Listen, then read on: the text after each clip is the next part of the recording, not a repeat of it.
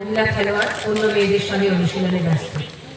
এমন সময় একটি মারুতি ভ্যানে তিনটি ছেলে এসে মেয়েটিকে গাড়িতে টেনে তোলার চেষ্টা করে। অনেকটা রাস্তা চলন্ত গাড়িটি মেয়েটিকে ছেঁচড়ে নিয়ে যায়, কিন্তু শেষ পর্যন্ত তাকে সেখানে রক্তাক্ত অবস্থায় ফেলে তারা পায়। তিনজন গ্রেপ্তার হয় এবং জামিনও পায়। তারপরের ঘটনা জানা যায়।